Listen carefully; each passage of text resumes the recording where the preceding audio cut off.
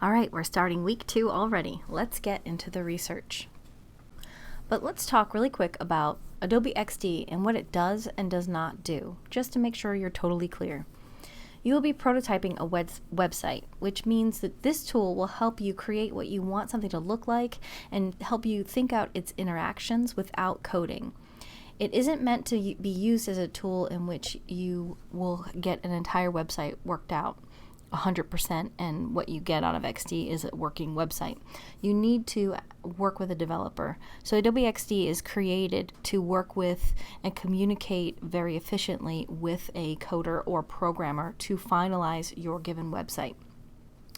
Again, this won't ever give you a final working website when it's done. At the end of the class, we're going to go over how you can do this if you don't have a programmer, and I'll go over some tips and tricks in the different types of CMSs or customer service backend type things like Squarespace, Wix, Weebly, Elementor, and some of the others out there. And if anybody needs to set up a time with me Monday through Wednesday to talk about that earlier, just reach out and we'll go over that. Let's discuss the plan. So website planning is the first stage, then elements of usability, and then spaces, grids, and responsive design is the last part of the planning section. For this week, we're really going to stick to website planning, and we're going to really talk about the research part that goes into what you're going to create with the website, because it's not just throwing whatever on a page because you think it's pretty. You need to make sure that you've done the necessary research in order to make sure that the user design and the focus of your design is at its best.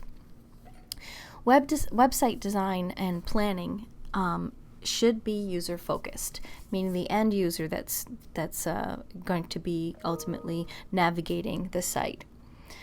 Designs that put the user ahead of stylistic design treatments or even gratuitous uses of technology, they all have to start with a plan.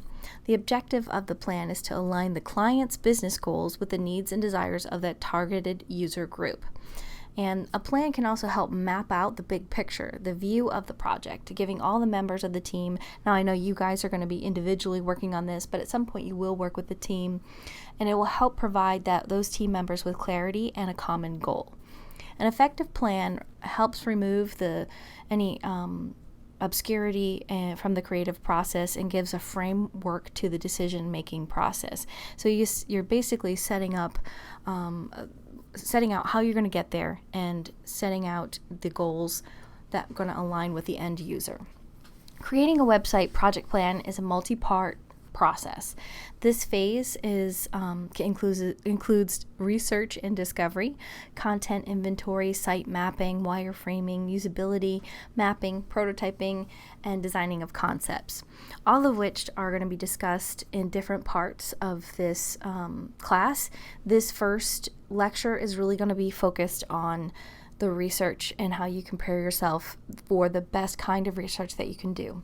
Now, there are many benefits to developing an effective site plan, and the client should reap alongside of you. So if you are working with a client, or if you yourself are the client, then it's going to be even easier. But by working together with another person, you will reduce development costs and things that might happen with the whole process if you pre-think everything out, just like you do with all your designs. The plan also helps design teams and any kind of work that you do on the web. Defines the parameters of the project and the purpose. You really need to define that purpose. Once a plan is in place, then you can go out and really look at the scope of work. So here I've got this timeline that I've listed, and it should look like stair steps to you. Everything that you build is going to build on top of another thing. So this is going to help build the structure of the site, and that's how you can ensure that your end user is going to get the best out of what you need it to be. Sometimes you'll struggle with what the client wants and what users are really going to be needing and wanting in the site. So you'll have to communicate with them back and forth. And having this knowledge in the research will help you talk to your client better about why you did what you did. Now, if any of you have ever taken a business class, this won't seem abstract to you, but if you haven't, there's a acronym called SWOT, or SWOT analysis. I had to do this many times at the chamber with different projects, but if you aren't familiar with it, I'm going to go over it with you now. Most of you are already familiar with this part of the process because it doesn't really change that much from design project to design project. Graphic design always has to start with research, no matter what the end output is, whether it's print, whether it's video, whether it's web. So you want to start with research and discovery. The process of developing a plan usually starts with research into the client's goals and the site that they want to build, and analysis of the landscape in which the site will fully exist. So a brief interview can help with your client if you're working with someone like from an internship, or if you are working in the future when you're doing your capstone. Keep these things in mind. A brief meeting of all the different questions that you may have will really help you get a better understanding of their goals and what their problems are. And then to gain a deeper understanding into what their goals and problems might be, it's often necessary to conduct some analysis. And one of the things that we did at the chamber was SWOT analysis. So I'm going to have a video play on the next slide that's going to go over exactly how that works with an example from Starbucks. Our goal would be to apply the SWOT framework in practice. Shouldn't be that difficult, right? The company we'll examine is Starbucks, the well-known U.S. coffee company and coffeehouse chain. It was founded in Seattle in 1971 and operates in several countries around the world. Let's start with the company's strengths. First, almost everyone knows its brand, right? So it definitely has a strong brand recognition. Starbucks has been proclaimed the most recognized coffee brand in the world, quite an advantage regarding other companies in the industry. The firm's brand is one offering of a differentiated product to customers, which is coherent with its strategy and pricing. Clients have expressed they love the atmosphere in Starbucks coffee houses. They can use free Wi-Fi and enjoy the coffee drinking experience to the fullest. The company owns thousands of outlets around the world, and its clients can find it even when traveling overseas. That's a strong advantage, as it ensures loyal clients can remain such even overseas. And finally, Starbucks supply chain management ensures the quality of coffee served to customers is excellent. The company chooses its suppliers carefully, which improves the quality of its products and ensures clients receive a super coffee experience. This is another choice in sync with its differentiation strategy. Okay, very good. Let's take off our rosy glasses and consider some of the firm's weaknesses. One could argue Starbucks offers the same product in all countries where it operates. It does not customize it according to the different tastes of people in different geographies. For some customers, this is an issue, and they prefer competitor products tailored to their specific geographical preferences. In addition, Starbucks has a premium price policy, which is not in line with most customers' expectations. Not all countries have enough middle and high-income class individuals who can afford to pay extra for their coffee. Weakness number 3 would be the high employee turnover that the chain's coffee shops have. It is difficult to serve coffee as a premium product when the company's baristas have been on the job for only a couple of weeks. In terms of opportunities, we can say the following. Starbucks can access new countries easily. It simply has to apply its existing business model in these new geographies. Emerging markets can be a great source of growth for the company. Starbucks has also entered agreements within the entertainment industry and partnered with movie-producing companies. That can be a great opportunity for the firm, too. One of the biggest threats for Starbucks is the saturation of the American market, which is where most of its outlets are located. Consumers are increasingly invested in healthier lifestyle, and some substitute products are better positioned to capture the attention of the health-conscious clientele. Okay, we'll stop here. This is what a SWOT analysis looks like in practice. The depth of the observations included in the analysis depends on the information we have about the company. I'm sure an industry practitioner would be capable to prepare a much deeper analysis. However, the important point is you now know how to perform a SWOT analysis on your own, and you can distinguish the important questions from the rest when it comes to analyzing a company. SWOT analysis is a great tool that allows us to visualize and concentrate on some of the most important topics when analyzing a company. This will do for now. Thanks for watching. Okay, the creative brief. Now, this works not just in the scope of a website, but also in all branding type projects. Or if somebody wants a campaign, you would probably want to put something like this together. When you get to your ARV264 class, you will want, one of the tasks that I will give you is coming up with a creative brief. And after you've interviewed the client and the customer and you do your research, you should be able to put this particular thing together.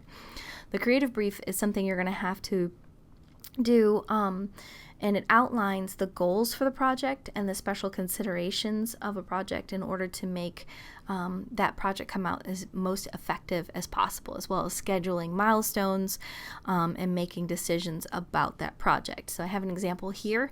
On the next slide, you're going to see someone's process and how they go about creating the creative brief. And what this does is it really helps bridge the gap between what the client wants and what creatives are going to create. It's that one piece of paper that is going to make everything align and hopefully have the designers come up with something that's the best solution for the client and end user. I remember taking one of my creative briefs to a senior team and they tore it to shreds. They said all I'd done is written a shorter version of the client brief. Well, I never made that mistake again. And in this video, I'm going to take you through what goes into a creative brief and how to write one that leads to better ideas and improves your relationship with the creatives. So what is a creative brief? The creative brief is a document that acts as a bridge between the client's problem and the creative idea. A good creative brief does two things: provides direction and inspiration. It captures the strategy, which is the approach you're going to take to solve the client's problems. It outlines the role advertising must play to achieve the client's objectives, marking the end of the strategic process and the beginning of the creative process. Usually, a creative brief follows this process through an agency. 1. It starts with a client brief, which outlines the objectives, the problem or opportunity, and practical things like budget and timings. 2. The planner conducts additional research to inform the strategy, like consumer groups or competitive analysis. This helps uncover an insight or a new way to solve the problem. 3. A strategic response back to the client shows how you'll solve the problem and ensures they're aligned to the approach before you brief a creative team. 4. The planner develops a creative brief, a summary of the agreed strategy. And then the last part, a creative briefing, where the creative team are taken through the brief and the creative concepting phase begins. So, what goes into a creative brief? Every agency has their own template, but all good briefs usually have the following: the background on the problem or opportunity, giving context like a new product launch or a competitor who's stealing market share. The objectives on how the client will measure the success of the campaign, such as lifts in consideration or visits to the website. The target audience we're speaking to and what we know about them. This might include what they're currently thinking, feeling, and doing, and what we want them to think, feel, or do. The strategy, how we are going to change the desired behavior. The single-minded proposition, the one sentence which captures the single most important message consumers will take away from the campaign. The brand positioning, including the brand platform, brand personality, and a link to the style guide. Practical things like the creative and production budget, media channels if already booked, when the campaign will go live, when the client presentation is. So how do you write a great creative brief?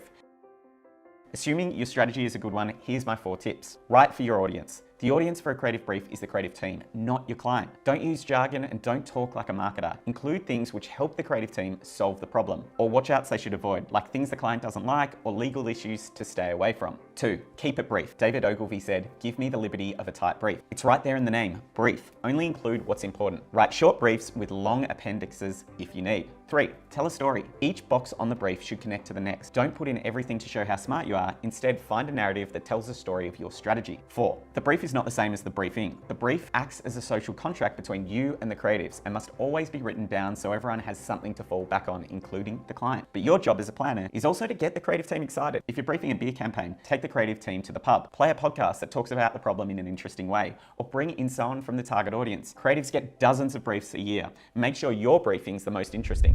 For examples of great creative briefs, a copy of my creative brief template, or lessons on writing the Get Who To Buy summary, check out the Strategy Finishing School.